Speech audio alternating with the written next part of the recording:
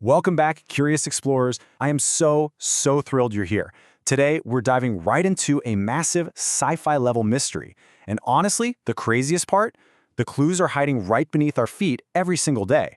We're going straight under the hood to investigate an absolutely incredible new technology. We're talking about living concrete. I mean, how do buildings breathe?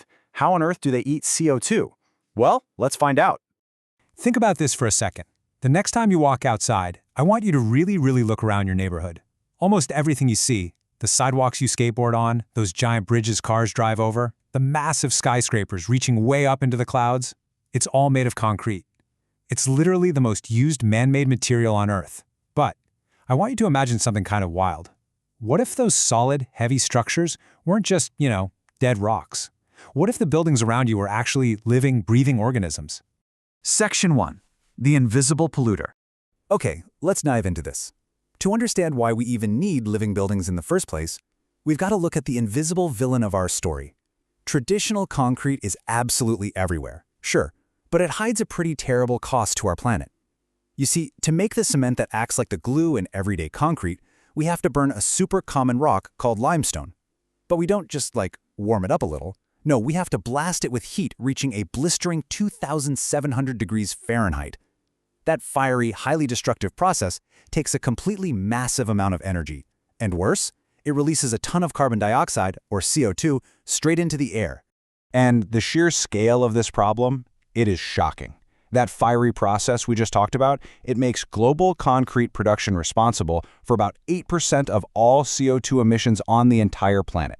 8%! That is a massive amount of invisible pollution just trapping heat in our atmosphere. So, if we want to save our planet, we just can't keep doing things the old way. We literally have to reinvent the very ground we stand on.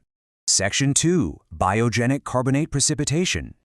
All right, this brings us to the superhero solution of today's explainer. Scientists have recently developed something they call carbon-eating concrete.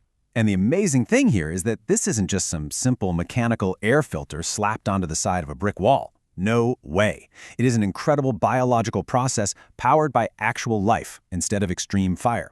So let's break down this massive scientific term. Biogenic carbonate precipitation. I know, don't let the big words scare you.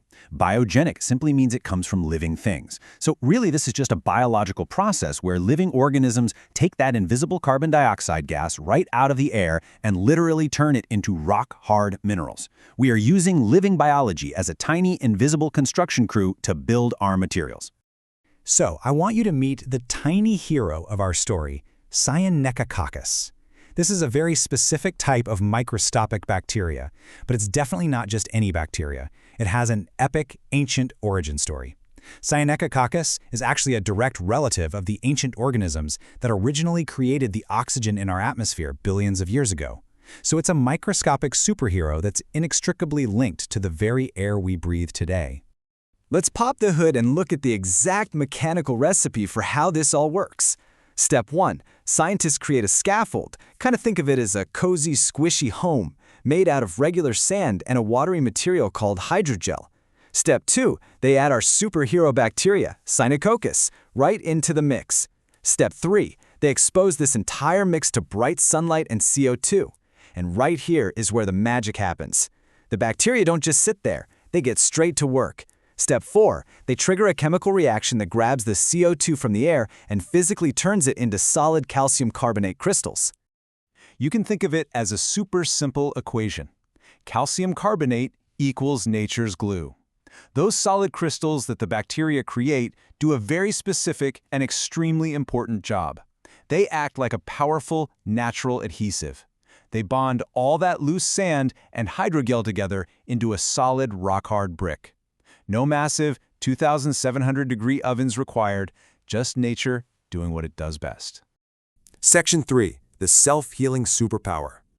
Okay, now we're going to transition into what I think is the most mind-blowing, total sci-fi feature of this living material.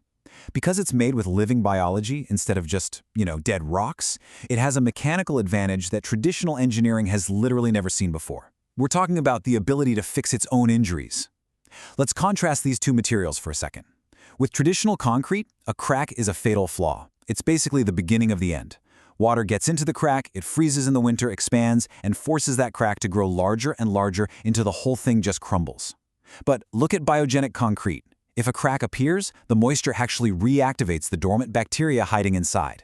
They wake up, start producing more calcium carbonate, and literally scab over the crack. They repair the structure from the inside out, exactly like how your own body heals a scraped knee. It's incredible. And this brilliantly illustrates a profound shift in how we build things. We are moving away from static engineering and into dynamic biology. Now, static means things stay exactly the same until they eventually inevitably break. But dynamic? Dynamic means things adapt, they change, and they live. Just imagine a massive bridge that fixes its own potholes every time it rains, or a giant skyscraper that actually gets stronger and tougher as it ages. Section 4. A carbon-negative future. So, let's look at the ultimate, planet-saving goal of our explainer today. Because the objective here isn't just to figure out how to stop polluting. If we want a truly healthy planet, we have to invent ways to actively clean our world.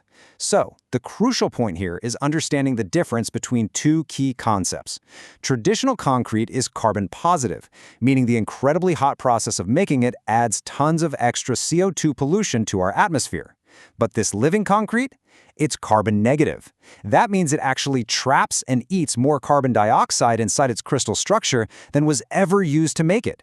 It literally sucks the bad stuff right out of the air and locks it away permanently. Just picture this vivid future with me for a second. If we replaced every single traditional concrete sidewalk in America with this living, biogenic material, it wouldn't just be some neat construction trick.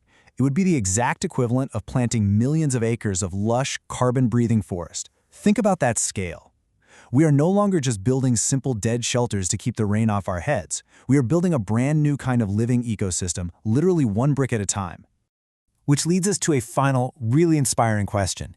If our sidewalks are alive, what else can we teach our cities to do? Could our roads generate their own electricity?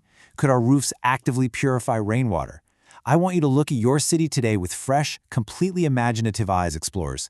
The future of how we build our world is limited only by our imagination and, well, a little bit of microscopic biology. Keep asking those big questions, keep looking for answers, and above all, stay curious.